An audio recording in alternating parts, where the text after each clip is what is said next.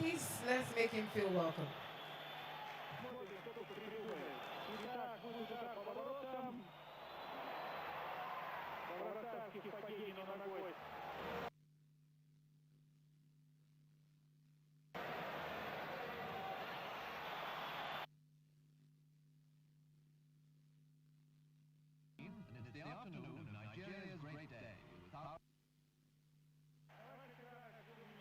Okay. All right, thank you.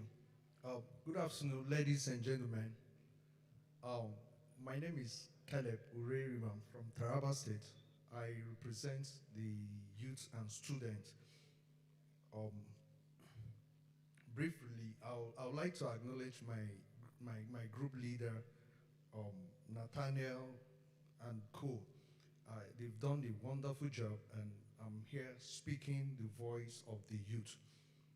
Now, what are our grievances, pains, and hurt have we suffered since independence as a Nigerian youth? Nigeria is a democratic nation which every citizen is to benefit from the dividends that democracy has to offer, which include good governance, observations and protections of the fundamental human rights of her citizens. That is the ideal nation we're supposed to have. But then a walk down through history, you can clearly see and identify that the number one of grief and pain faced by average Nigerian youth is the reoccurrence of a government that does not have us at heart. And that can be seen manifested in policy making, leadership, roles, assignment, negligence to the wills and needs, cries of the youth. To further buttress our point, we have policy making. Most policies don't favor the activities of youth in the nation that includes both educational policies. Today, our institutions are in a sorry state. I'm sorry to say this, that our institution today is in a sorry state. Should we speak of ASU or ASU? I'm sure you know the rest. Business policy and lots more. I think it's time we have a Minister of Youth and Sports who is under 30. How many of you agree with me? Thank you. Um, Unemployment, one-sided employment and recruitment. Considering how long it takes a Nigerian youth student to graduate from the university today due to the incessant strike, for instance, you take 10 years to study a 4 years course. After your graduation as a Nigerian youth, you attend an interview. One of the qualifications is that you must have 10 years experience. Wow. How will you start? 10 years experience. Now, it's high time, and for you to get a job in Nigeria, you must know somebody. Now, it is time. We want to see a Nigeria where a son of nobody, who knows nobody, will get a job in this country without knowing anybody. Most of the victims' security challenges, most of the victims of the ripple effect of insecurity in the nations are youth without knowing of both genders. And it seems most of the victims and security challenges is being made. Most of the victims of the ripple effect of insecurity in the nations are youth without knowing both genders and observations. Most of the victims, a very practical example of this is the saga between the youth and the Special Anti-Robbery Squads, known as SARS. As a lot of youth has their rights violated and abused, and some of it even cost them their lives. That is the height of it, and I believe a good population of the youth have this grief, and simultaneously the fear running in their hearts and mind. Grievances we suffered as a group since independence is being stuck at points of history. This can simply illustrate it as we have been citing the example of Nigeria, finding ways in abroad. Most of the victims of the effect that they care less about who you are, but are more concerned the about example what of you Nigeria have to crying fight ways ways in abroad. Now, Yes, also and suggesting this is some the resolutions. effect that they care less about If the government who can you are, work with you and pay a listening ear to their cries, it can resolve this problem almost immediately. And the youth also have to start taking active roles in the leadership decision of this country, which involve them participating in politics. Now, in conclusion, youth in the nations are indeed bearing a lot of grief in their heart, and it can be resolved by a two-sided action that is both from the government and of the youth. New Nigeria is possible. This is the hard cry of the Nigerian youth today. Thank you very much, and God bless Nigerian youth. Thank you so much indeed. May God bless the Nigerian youth. They say that the youth are the future of tomorrow, but guess what? The future is now. So the youth, it's time to arise and take your place. I'll be calling on the representative, the presenter for the women's subgroup. Please, let's make her feel welcome as she makes her way to the stage.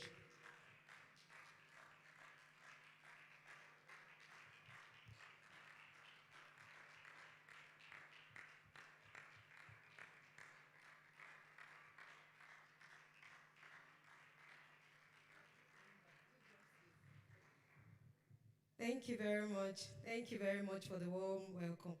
If every man can treat women like this, I'm very sure we'll not have grievances as women. First of all, I want to thank the organizer of this summit for giving us all the opportunity to come here and air our views. It's not easy. Like they say, we're about to make history. Or rather, we're already making the history. So I want to thank the organizers. It's an opportunity and a privilege. First of all, women has a lot of grievances because, as you all know, if you are women here, you know what I'm talking about. We have a lot of grievances. And also, I want to mention my group members. I want to tell you all thank you. And I want to say, celebrate yourself, please. Thank you so much for your contributions. You are great women. We are not women of tomorrow. We are starting our own now. Since before the independence, we women have suffered a lot of grievances. That was what led to the colonial era Aba women riots that happened, that made women went all out violently to make themselves be heard by the colonial administration, and which made over 50 women were killed. But it didn't stop them. But what they wanted was achieved, and they were heard. They were being given opportunities during the colonial era, and which made them to become the women they are at that time. But we, the women of independence, we are more educated and more enlightened. So we decided to choose the more educated way by airing our views through social medias and any way, writing, any way we can talk about our grievances. First of all, I want to start from one of the grievances women suffer a lot is culture. Our culture does not give women, culture, tradition, and religious belief does not give women the chance and the opportunity to air their views. And this culture, the men are the custodians.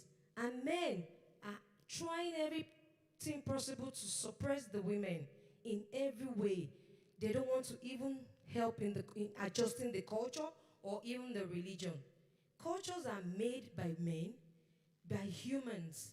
Religions, the traditions, it's still by humans. So if they can adjust it, women will not have those grievances that we are having.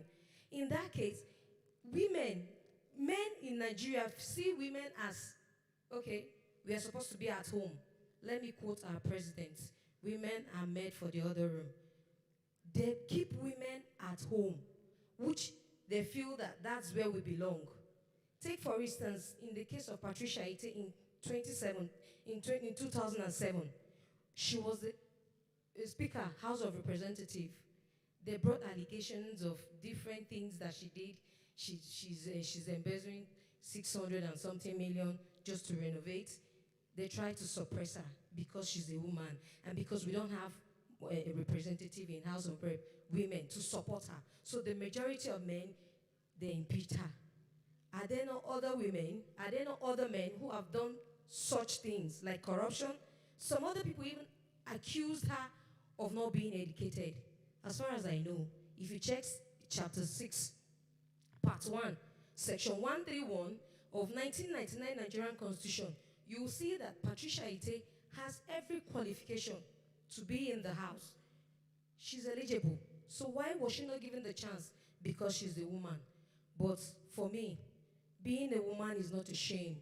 Being a woman is not, I can't deny being a woman. I love to be a woman. I'm proud to be a woman.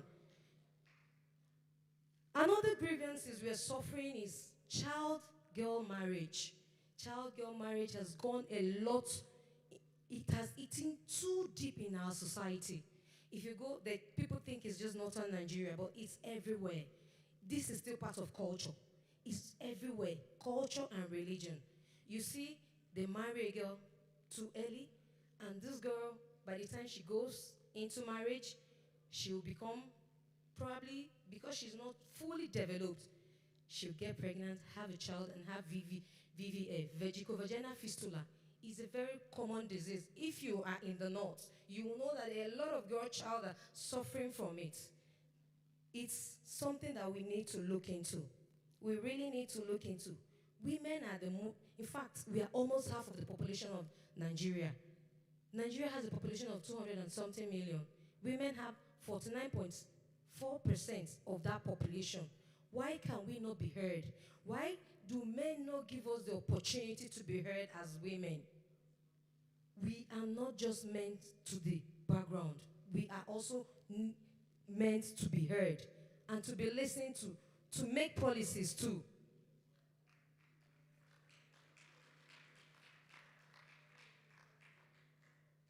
We also have grievances of female genital mutilation.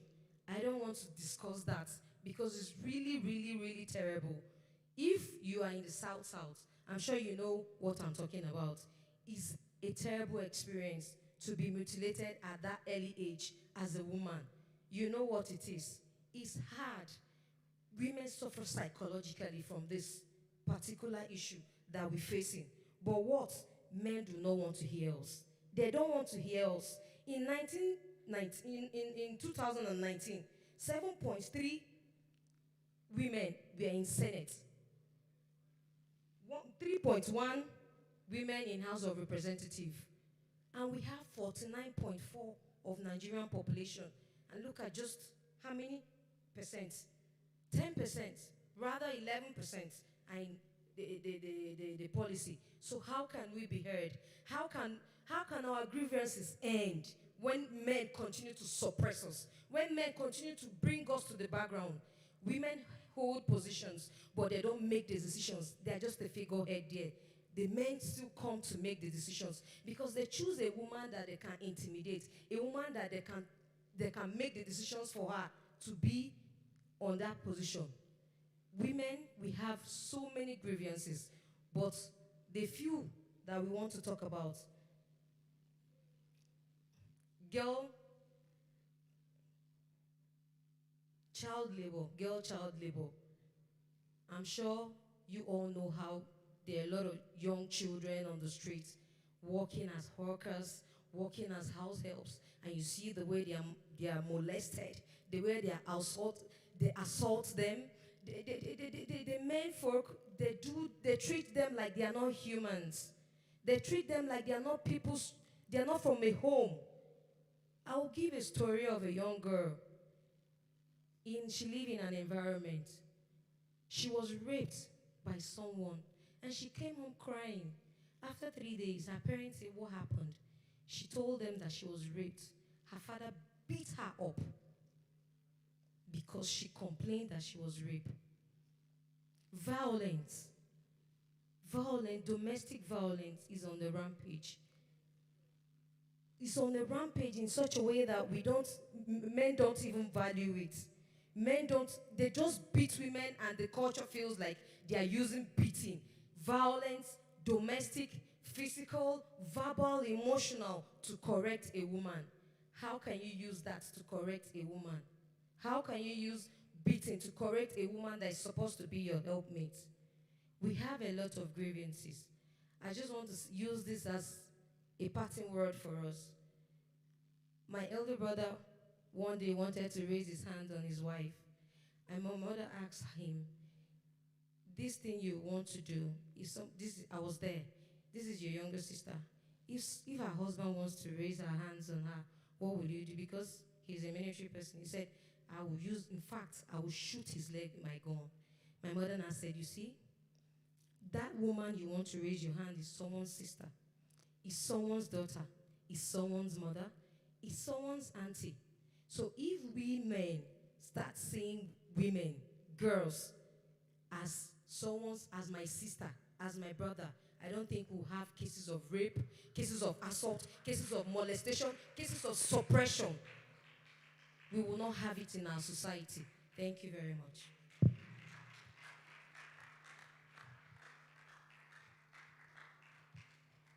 If we must build a new Nigeria, women are critical stakeholders.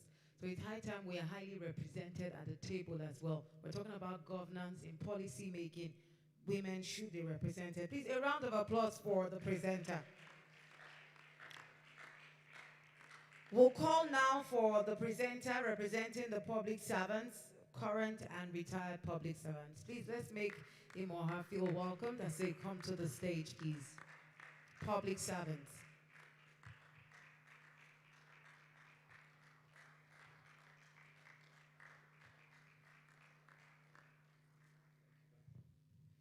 All right. Good afternoon. So when you were clapping for me, I felt as though you're ushering the president.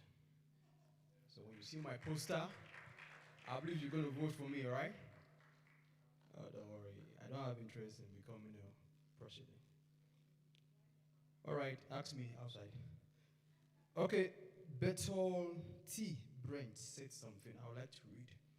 The worst illiterate is the political illiterate. He hears nothing, sees nothing, takes part in, doesn't take part in political life.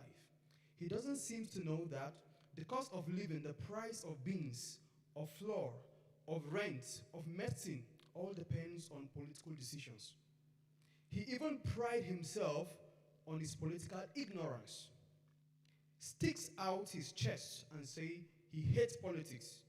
He doesn't know the imbecile that from his political non-participation comes prostitutes, comes abandoned child, comes robbers, and worst of all, corruption. And you can tell me that in Nigeria, one of the major problems we have are corrupt people, right? The lackeys of exploitative multinational corporation. This is what Brent had to say. And I like to say this again. I want to ask you a question, or rather, I'll make a statement, like a sarcastic statement, and like a food for thought for every one of us sitting down here. One day you will grow old. What will you want to think about your past? Or rather, yeah, your past. We're talking about grievances and pains on the part of civil servants, retirees, and the present. I know there are civil servants in our midst, and there are things that you're not happy with. But lack of your participation also can breed more of these misnomers. Am I correct? I was sitting down with one of the group members, and he's right here before me, and he gave me some insight, because if you want to get knowledge and speak accurately, you have to consult people that have knowledge. And he gave a difference between a public servant and a civil servant, though with the time will not allow me to mention most of them. But by what he taught me this morning and afternoon is to understand that the public servants are actually superheaded by the chief executive officer, who is appointed directly from the president. And then also there are other bodies like NEMA, FAN, Nigeria Airways and the rest. These are public servants They are actually recruited by the parastatals, that are responsible for their recruitment and all this. While the Civil Service Commission is the one responsible for sacking, approval, and all this of all the civil servants. And the chief executive officer over there is the permanent secretary and the head of secretary, who are also appointed directly from the president. And other rank and file from director downwards are also are equally appointed by the commission itself, by the approval of the various ministries like Ministry of Health, Ministry of Education, and the rest of that. Now, while we're talking and we're chatting with his wife, she gave me one of her grievance from the woman perspective and from the mother's perspective. This is what she had to say. That I wrote. I'll just read from what I wrote. I don't want to quote her wrongly. She said, "Women should serve." Okay, there was a policy made around late 1970s which said women should serve as contract officers. And if you know very well that if you're a contract staff, by the time you're done with your job, you don't have pension or gratuity. Am I correct? Now, she's an aged mother now. This is a good platform to show your grievance. She has nothing to say. I've served the government despite the tirelessness and all this, being a mother, being this in the rain and in the sun. I've served my country diligently.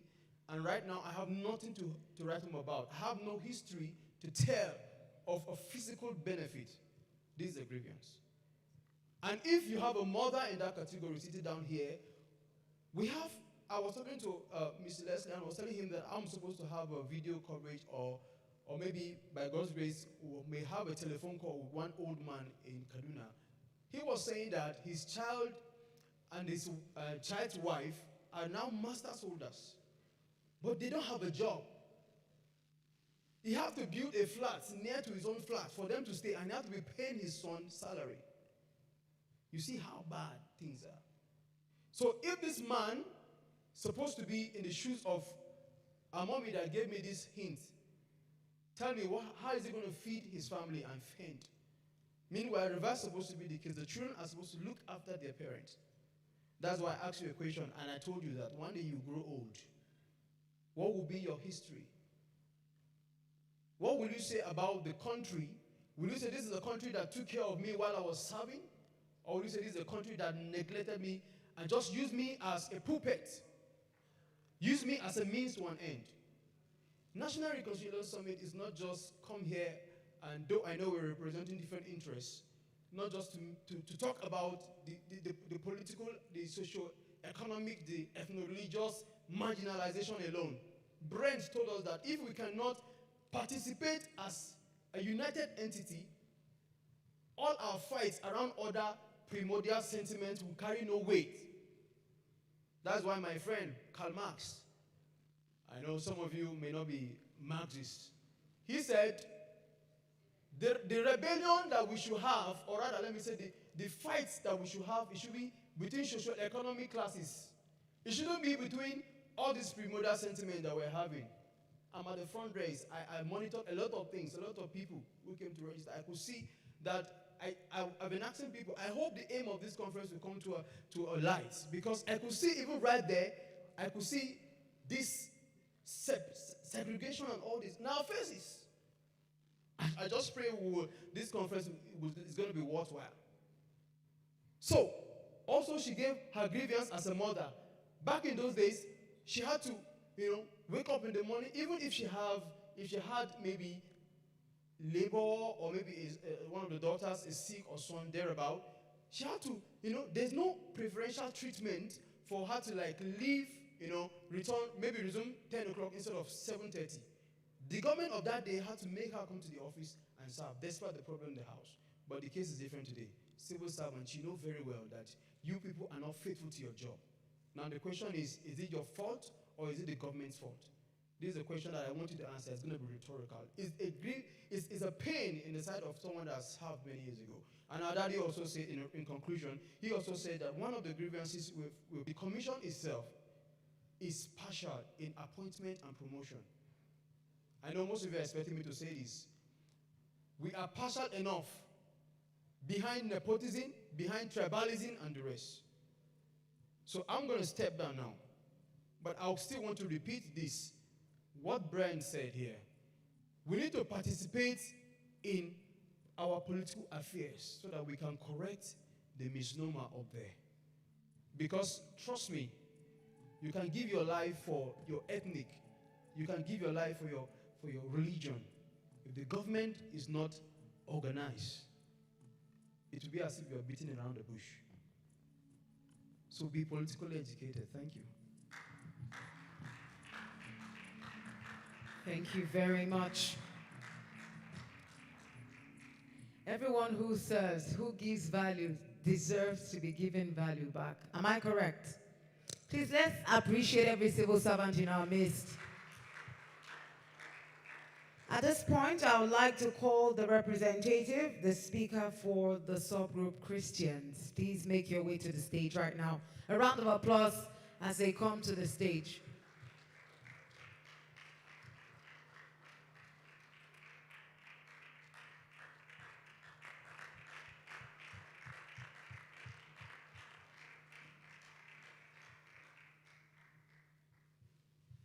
Thank you. Good afternoon, ladies and gentlemen. Acknowledging my group members, people like Joyce Hamza, Suleiman Ibrahim, Lizzie Paul, Victor Faith Onyekwere, Lola, Keisha Jang, Edward Juliet, Emeka Toti. I am Declan Desmond Didakus from Adamawa State. We are writing or we are rewriting history already. Therefore, there is no doubt we shall achieve our goal by God's grace. Plato once said that unless philosopher kings become kings, or those who are in rulership acquire philosophy, that the human race will never know peace. Also, Aristotle follows and says, power corrupt and absolute power corrupt absolutely. In Nigeria, what we use is nothing but Machiavellian machination of the end justifies the means. And also, how we get power is not important, and that is why elimination method becomes proved in Nigeria. Religion is nothing but the opium of the masses. And that is why religion carries a volcanic force that nobody wants you to touch his religion. And that's why we have crisis of religion left, right, and center. The Christians are the followers of Christ, and they follow the footsteps of Christ. And that is their belief and hope till thy kingdom comes. What do Christians experience in Nigeria? Christians in Nigeria experience one, marginalization, in terms of employment, placement, as well as promotion. Unless you have the connection or know somebody who knew somebody, it's very difficult for you to get what you deserve. Stigmatization. The people called Christian are stigmatized, not only in the north, but when we go to the east, we are called Almajiri, Aboki, and Malam. In the north, we are called Arna, and some people call us Kafirai, infidel. But then, we are still Nigerians.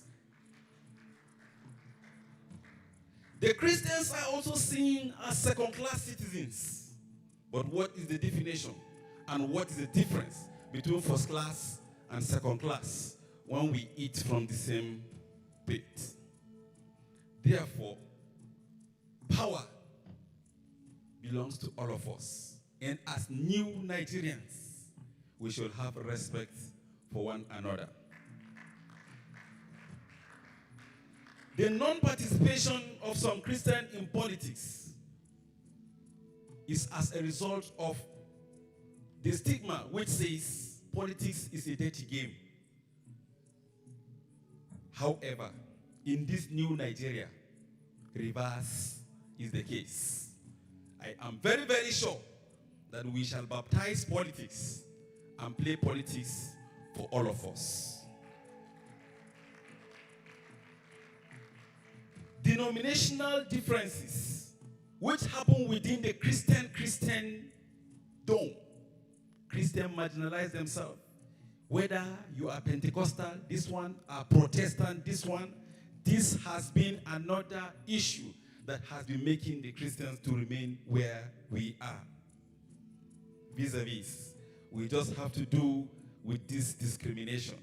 While I was serving in Ebonyi in 2012, they called me the Aboki Mala, and people call me even Boko Haram, until I was able to prove to them that I am from the Al-Kitabi.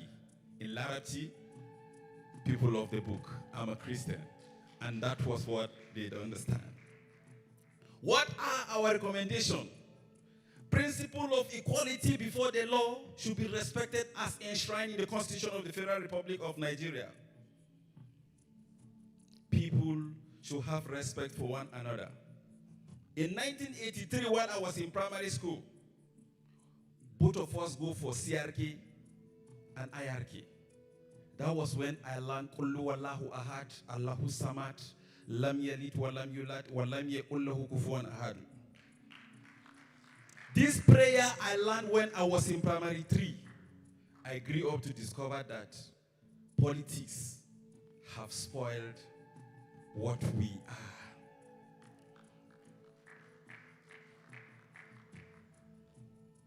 Understanding and respect for one's religion is the best way out. Respect my religion, I respect your religion. We have two different religions, but we must respect the religion as it is. No force on who does what, when, and how. As Nigerians, we should have it at the back of our mind. God can equally make all of us Muslims in Nigeria, and he can only equally make all of us Christians in Nigeria. But he made us Christians and Muslims. This is for our good. Therefore, we should respect national values. Meritocracy should be our word. The issue of certificate should be exchanged with certificate. People who have the ability should do what they're supposed to do and when to do it. In our group, we sat down and looked at what has happened. We came up with a theory. We call it the trouser theory of Abrahamic religion.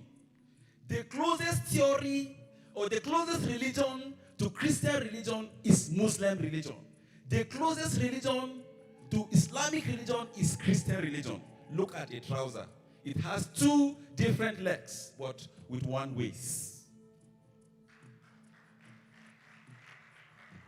We have one God. But let me ask, if we say we have different gods, that is the Christian and the Muslim God, why do we share the devil?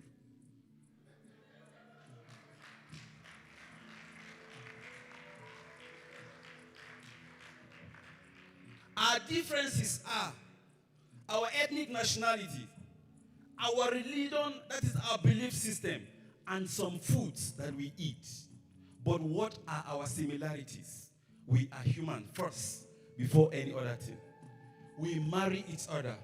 We go to the same bank, the same school, the same hospital, have the same government. We are associated by poverty, by riches, sickness, building, love, currency, blood group, crime, examination malpractice, and the devil at last. When it came to the issue of palliative in Nigeria last year during the coronavirus, nobody talks about his religion. Everybody was climbing up and down trying to get his own share of the palliative. Are we not one?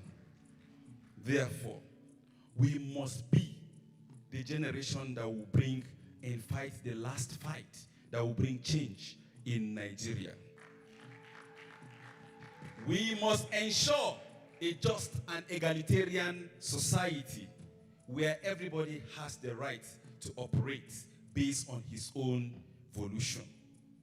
Lastly, I will end up with a quote of Al-Mustafa when he says, when it comes to power, we think of our kids and our kin, but when it comes to the issue of power, we also think of people that would do it from our own ethnic Came to the nationality. issue of palliative If in it comes to the Nigeria fixing last of year our during the cars, we look for the coronavirus. best mechanic. Nobody talks about his We religion. said, unless Everybody we was think of climbing fixing up Nigeria, and down trying. the way we fix our car, our problem is just beginning. Therefore, I pray that this summit will not end up in this stage. We should fold the hands of our sleeve. It won't end up here. If it means like that, we are ready. Thank you very much. The way we fix our car, our problem is just beginning. Therefore, I pray that this summit Thank you will not very end up much. in I'll this take stage. your last statement again. It We will should not fold end the hands here. of our And if it will sleeve. be like that, It then won't we are end up ready. here. I'd like to If it means welcome like to the that, stage the we are ready. representative Thank you very speaker much. for the Muslims. The way we Please fix make your way our to the car, stage. our problem is just beginning. Therefore, I pray that this summit Thank you will not very end.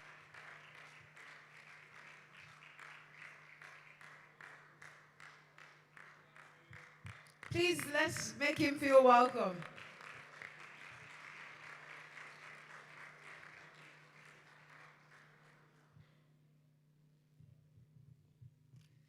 إن الحمد لله نحمده ونستعينه ونستغفره ونعوذ بالله من شرور أنفسنا ومن سيئات أعمالنا من يهدي الله فلا مضل له ومن يضلل فلا هادي له وأشهد أن لا إله إلا الله وحده لا شريك له وأشهد أن محمدا عبده ورسوله أما بعد السلام عليكم ورحمة الله وبركاته.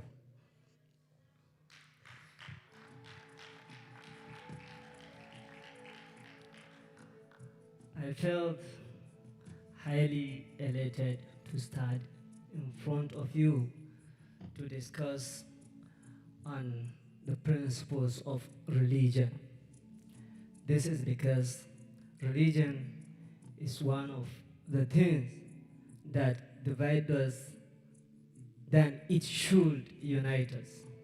Before I proceed, permit me to appreciate my members who had worked day in, day out to make our presence here possible.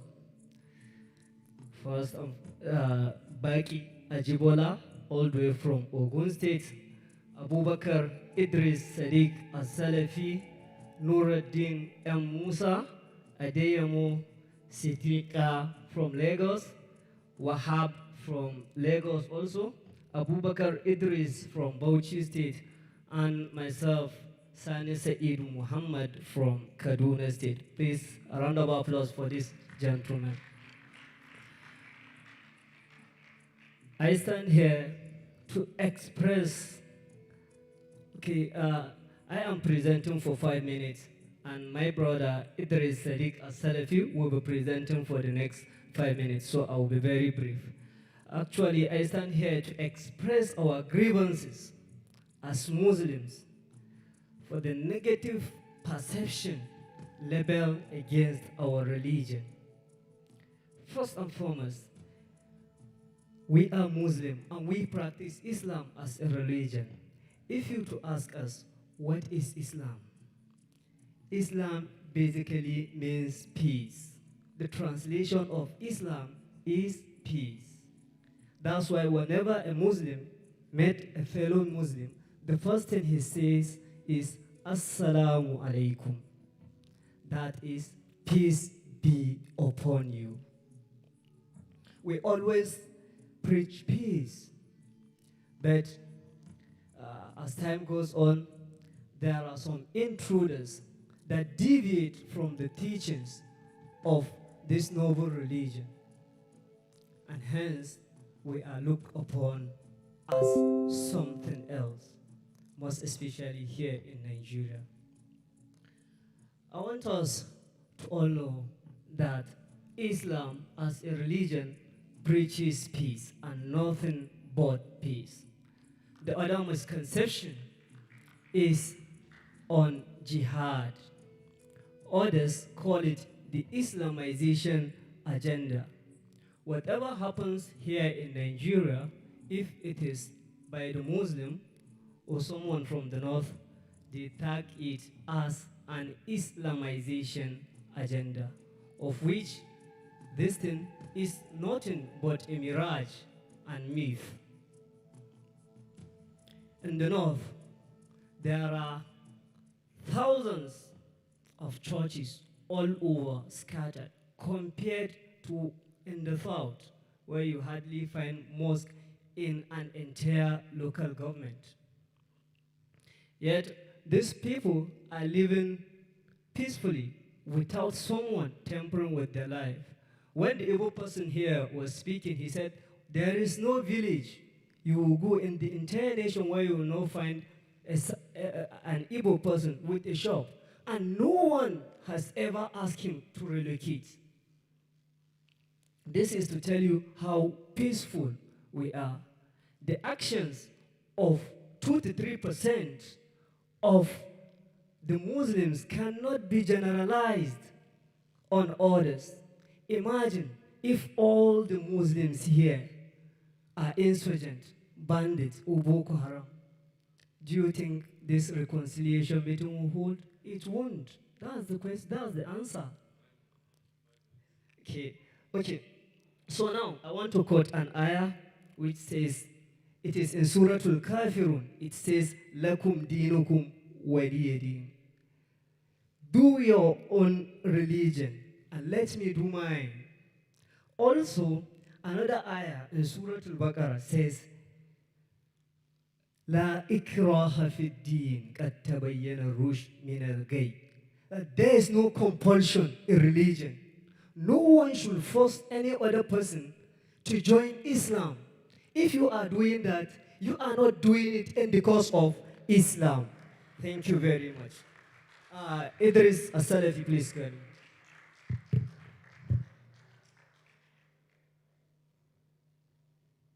Please, let's welcome the second presenter.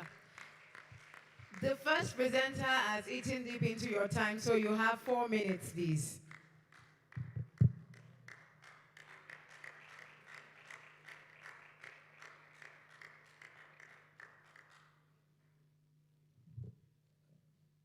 Good afternoon, gentlemen and ladies. I am standing before you this afternoon as a Muslim and a Northerner. Good afternoon, your brother in humanity and progress to our nation, to the Christian all over Nigeria.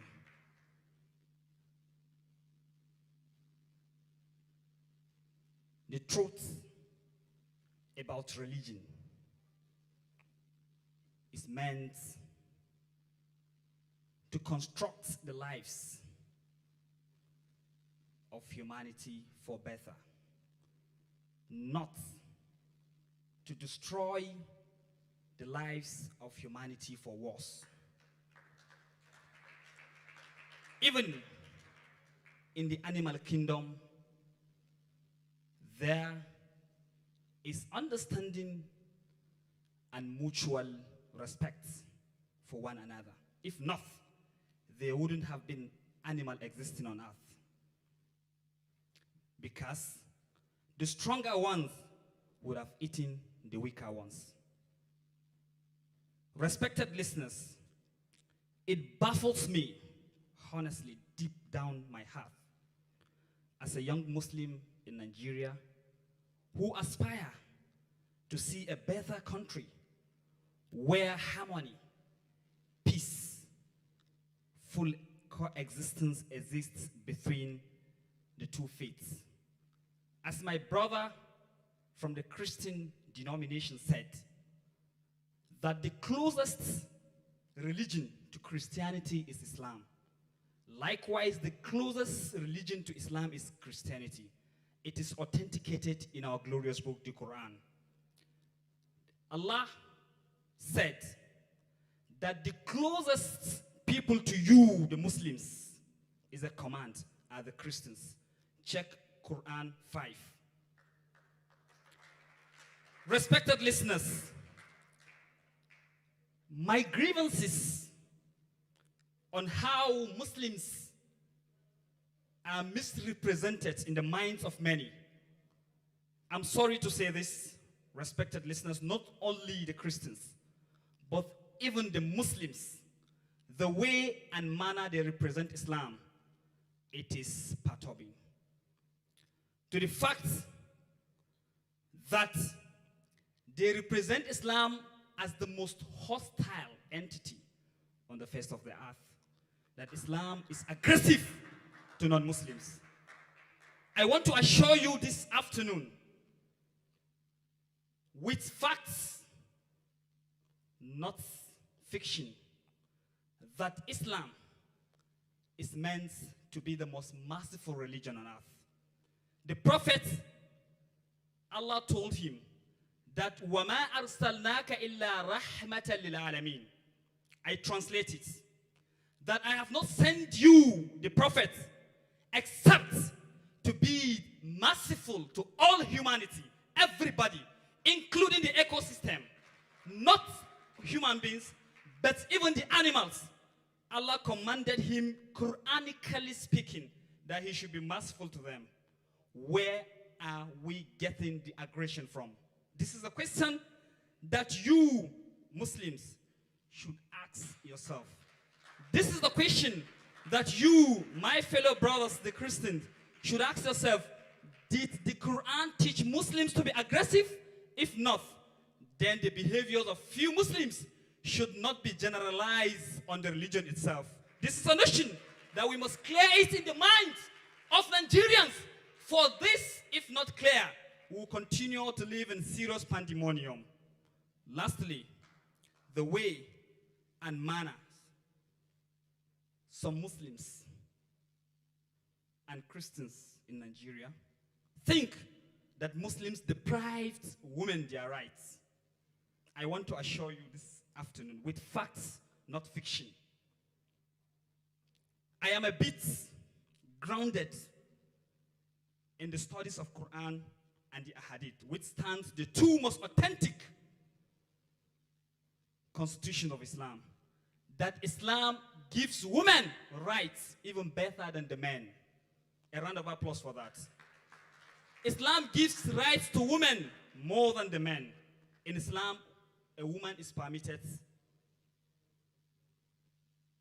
to do business. Islam, a woman is permitted to choose the husband she wants to marry. In Islam, a woman is permitted to seek for knowledge of whatever kind. This is Islam that is written in the Quran and the Hadith. The Islam we see on television, the Islam we see on social media, the Islam we see on some corrupted Muslims is not the true Islam. If you want to know about Islam, read the prophetic tradition, read the Quran, you will get to know about Islam. You can also be a Christian and teach a Muslim how to become a good Muslim if you clearly know what the Quran said about Muslims. Thank you so much.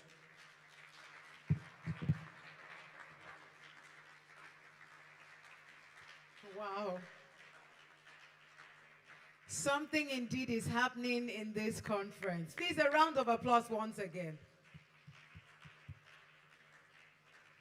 In the real sense, okay, he would like to add something. 1 minute. When I was the president of the Muslim students in the university, during an XCG election, there was a lot of chaos. There was a lot of serious rigmaroles, where Muslims were saying we must vote for our fellow Muslim, the Christians were saying we must vote for a Christian, this and that. There were so many challenges. I then call on the Muslims congregation entirely, and the Christians, we converge in a hall. I told them that in Islam, we prioritize meritocracy. We prioritize competency for whatever we want to do. For that, we'll develop the nation where you will worship God in peace.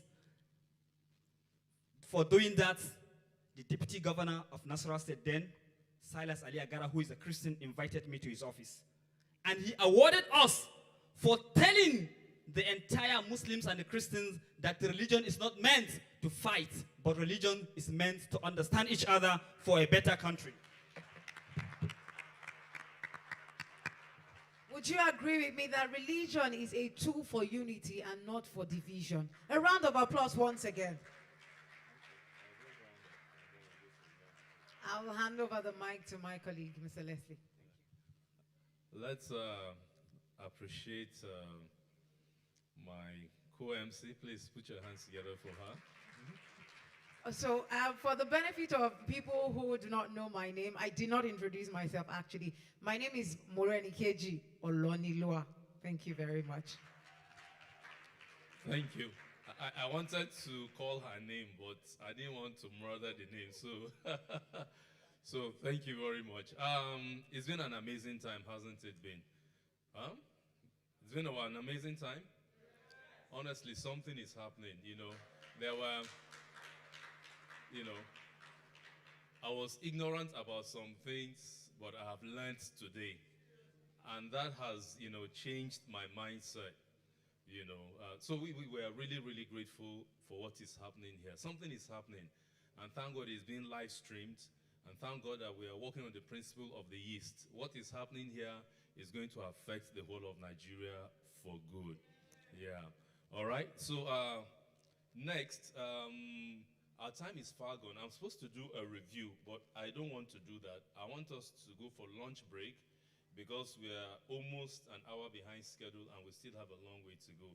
So I want us to go for lunch, and then it is 2:45 now. So please, let's come back here by